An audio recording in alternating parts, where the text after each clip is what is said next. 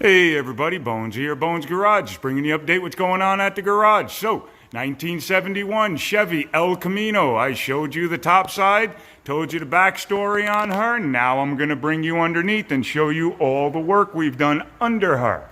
So, we have put in, like I said, a new fuel pump, ran some new lines for her, ran some new line up. Got rid of the electric fuel pump because he hated the hum of the fuel pump constantly going meh. So we got rid of that and put an electric right back in there. Then we went underneath and put this brand new TCI transmission in. This is a TCI 700R4 transmission. They are an overdrive 4-speed transmission, and they are great. They really hold up well to the abuse that most of the guys are giving these transmissions, as where a lot of the other 4-speed 700R4s just did not. This one really does. I put them in a number of vehicles. We fixed up a lot of the wiring going to all different sorts of spots in this car. Got that all nice. We also had changed out the transmission cross member to one of these really nice transmission cross members because the old one was all beat up and hacked and welded on, and it just didn't fit. The transmission was too low and it was pushed over to the right too far, so it was getting the drive shaft right up against this part of the floor, that support beam right there. Another thing we did was fix his headers and his exhaust system.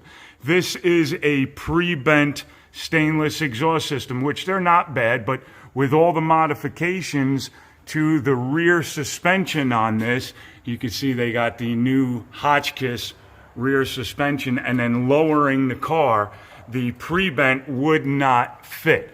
So also we had the headers that we were using, which are a little bit different than most other headers. So we had to make some changes to it. So what we were able to do was put a little more of a bend in here and a little more of a bend in here to get these pipes to follow down nicely into the drive shaft tunnel. So this way they weren't, before what was happening is they were sitting way too far out, so they were hanging really, really low.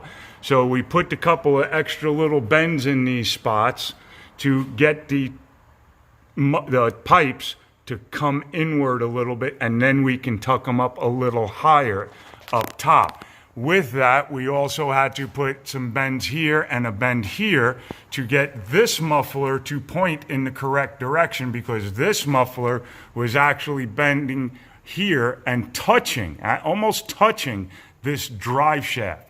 This muffler, we put a little bit of a bend in it, not a lot, because it really wasn't as far or as close to the drive shaft as this muffler was.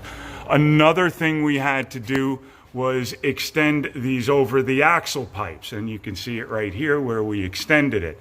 And the reason for that is with the old suspension system, this axle sat lower, further down. So they didn't have to have as high up of a curve or a U as they do once you push the suspension system up into the car and actually lower the car.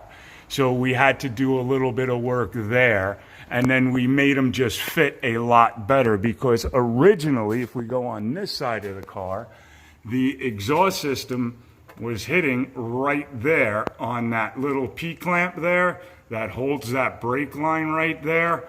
It was hitting on that, and you can see it had actually flattened that one out. So the next thing we're going to do is we're going to take that P-clamp off and put some new clamps on it. And it was doing it on both sides. So we fixed all that up, and now you can see how much room we now have for that axle to go up and down. And you can see how nice everything fits under there. Look at that. Look at how beautiful. No more hitting. You can see where it was hitting here on the rear axle, causing all kinds of noise and problems. And then I showed you on that side where it was hitting the P-clamp. So that came out real nice. And then we didn't like that this pipe when you looked at it, it was actually pointed inward like that, and so was that pipe. So what we did was we came over here and we took a bend out of it. So this way we'd bring this pipe a little bit further out, so it's a nice straight line down the frame rail, and when it comes out nice and straight. So we did a lot of work on the underside of this car, getting everything correct. Another problem we had was whoever put the last 700R4 transmission that was in here that blew up, they made the drive shaft too short. The drive shaft, when we got it, was sitting over here. Well, the problem is when the back of the car squats down, it pushes the drive shaft towards the front of the car and was pushing this yoke into the transmission. And when that happens, it actually damages the inside of the transmission. So we ended up taking the drive shaft back out, getting it shortened a little bit so it sits where it's supposed to. It has plenty of room to move in and out as the suspension goes up and down. And now it will not destroy his drive shaft again, his transmission again. So that really helped out a lot. Got some new gears in it, got a new cable on it. So we did a lot of work down here, and she really came out really, really nice. Look at how nice that exhaust sits in here now. It's not hanging all the way down. It's not hitting everything anymore. I mean, look at how nice those pipes sit. That really looks in, and the mufflers. Look at how nice and even everything is. It came out so, so nice. Even when you go to the back and you look underneath at this car, let's move that out of the way. Look at how nice those mufflers sit there. They're really nice. Everything came out really, really good. Really happy with what's going on with this car. So there you go. She's just about done. We'll be getting her started in the next day or so. Got a few odds and ends we have to button up. Like, he has no parking brakes on this car, as you can see back there. There's no parking brake because they put a disc setup on it without a parking brake. And so he asked us if we could just take the parking brake out. So we're going to take this, and we're just going to tie it off somewhere back here. Don't want to have to take this whole thing out because it's a lot of work.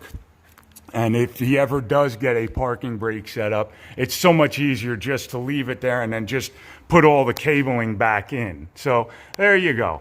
There's what's going on, guys. I will talk to you real soon. Have a good one. Okay, bye.